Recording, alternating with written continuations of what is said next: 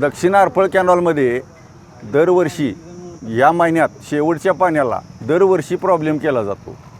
नवीन दुसऱ्या योजनेला भरपूर पाणी आहे, आरपळ उत्तर कॅनॉलला भरपूर पाणी आहे. त्याच्यामध्ये दरवर्षी 8-10 गावं राजकीय नेते वाढवतात. आमच्या नेत्यांना कार्यकर्त्यांना आमची सगळ्या पक्षाच्या भेटलो, आम्हाला काही तिथं दाद मिळाली नाही, व्यवस्थित बोलणं नाहीत, काय नाही. प्रयत्न करतो, सोडतो, प्रयत्न करतो, ही उत्तरं दिली जातात. ह्या कॅनॉलला दरवर्षी प्रॉब्लेम असल्यामुळं राज्य सरकारनं किंवा संबंधित खात्याच्या मंत्र्यांनी या कॅनॉलला काय जे असेल ते नियोजन एकदाच करावं. आम्ही 3 किंवा 4 तारखेची वाट बघणार पाण्याची, नसेल तर आम्ही सामूहिक आत्मदहन करणार तहसीलदार कार्यालयासमोर पोलूसमध्ये. परत ही सर्व जबाबदारी सरकारवर येईल.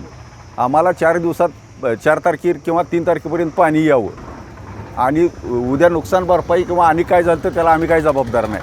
परवा आम्ही आंदोलन करणार होतो, पण आपल्या कलेक्टरांचं जमाबंदीचा आदेश असल्यामुळे आम्ही आंदोलन कॅन्सल केलं. शेतीची काय परिस्थिती? शेतीची पिकं दुपार धरायला लागलीत, वाळायला लागलीत. काही ठिकाणी स्वतःची स्कीम आहे, विहीर आहे, त्याचं थोडंसं बरं आहे. म्हणजे कॅनॉलवर आहेत ते टोटली वाळायला लागले. वाडी वस्तीवर पिण्याचं पाणी, जनावरांचं पाण्याला पाणी नाही. आणि हे सगळं पर्क्युलेशन कॅनॉलवरच आमच्या होतं आहे गावात. आणि जमीन मुरमाट हलकी आहे, त्यामुळं पाणी तग धरून राहत नाही पाहिजे तसं. पाणी कधी देतो म्हणतात? आता आम्हाला 9 तारीख सांगितली आहे, पण 9 तारीख ही फार लांब होते साहेब. आज 30 तारीख आहे. आपण बघतोय 40-42 टेम्परेचर सगळीकडे चालू आहे.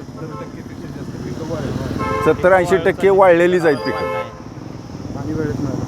पाणी ह्या 3 किंवा 4 तारखेला आलं तर बरं, नसेल तर आम्ही आत्मदहन करणार. आम्हाला जगण्यात काय अर्थ नाही.